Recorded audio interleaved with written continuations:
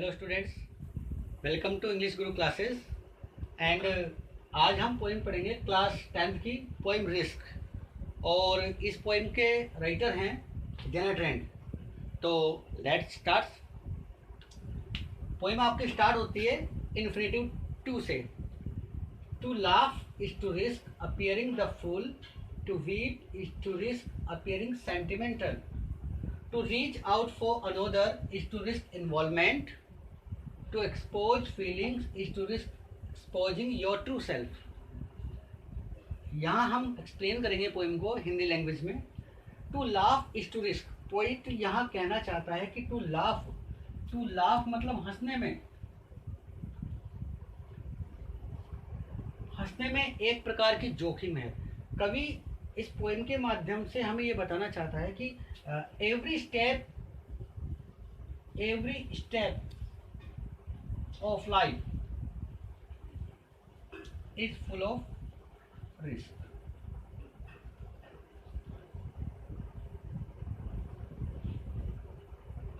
तो every step जो हमारे जीवन का है वो रिस्क से भरा हुआ है, जोखिम से भरा हुआ है। तो कवि कहना चाह रहा है to laugh is to risk appearing the fool, हंसने में एक प्रकार की जोखिम है, हंसने में एक प्रकार का खतरा है। एंड अपीयरिंग द फूल, और ऐसा प्रतीत होता है कि जो हंसने वाला व्यक्ति है वह मूर्ख है। क्योंकि कवि एक्सप्लेन करता है यहाँ पर कि एवरी स्टेप ऑफ लाइफ, जीवन के हर स्टेप में, हर कदम में खतरा है, जोखिम है, परेशानी है, संकट है। तो to laugh is to risk appearing the fool, हंसने में भी एक प्रकार की जोखिम है। और कवि यहाँ कहना चाहता है कि हो सकता है कि वह व्यक्ति मूर्ख हो, उसे मूर्ख समझे, वह मूर्ख लगे। To weep is to risk appearing sentimental, फिर इसके बाद में एक्सप्लेन करता है कि to weep is to risk, तो रोने में भी जोखिम है, अपीयरिंग सेंटिमेंटल, और ऐसा प्रतीत होता है कि वह सेंटिमेंटल हो, भावुक हो। अगर हंसने में भी एक प्रकार की जोखिम है कि वह मूर्ख प्रतीत होता है, और रोने में भी ऐसा लगता है कि वह सेंटिमेंटल है, भावुक है, बहुत ज़्यादा इमोशनल है। To reach out for another, अगर वह किसी के पास भी जाता है, किसी लोगों से मिलता है, इज टू रिस्क इन्वॉल्वमेंट, तो अपने लोगों के साथ में शामिल होने में भी उसको रिस्क है, क्योंकि वह शामिल होना नहीं चाहता। To expose feelings, to risk exposing your true self, to expose feelings, और अपनी एक्सपोज फीलिंग्स, यहाँ जो फीलिंग्स है उसको ट्रू सेल्फ, देखो यहाँ दो वर्ड आपके सामने आए हैं, expose feelings, expose feeling is to risk exposing your true self, यानी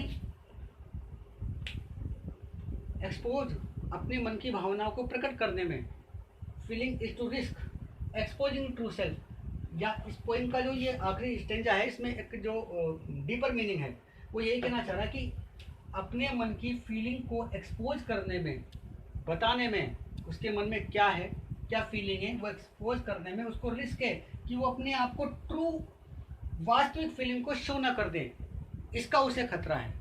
एक बार हम वापस शुरू से करते हैं।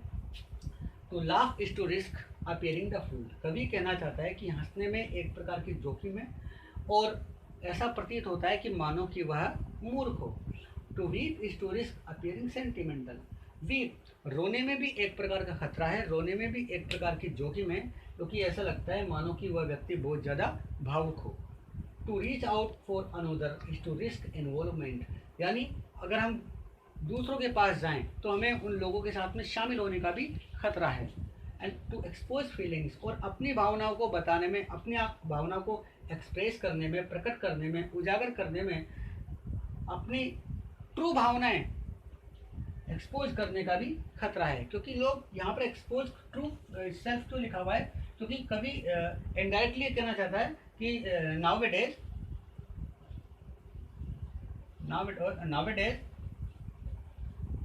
there is no value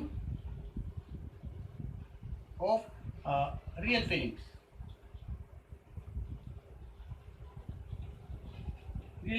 तो the poet indirectly wants to give a message, वो indirectly मैसेज देना चाहता है कि उसको ट्रू फीलिंग्स को एक्सपोज करने में एक प्रकार की जोखिम है। तो यहाँ हमने पोइम पढ़ी, इसका आज हमने फर्स्ट स्टेंजा पूरा किया, इसकी और स्टेंजा है तो हम सेकंड पार्ट में इसको डिस्कस करेंगे।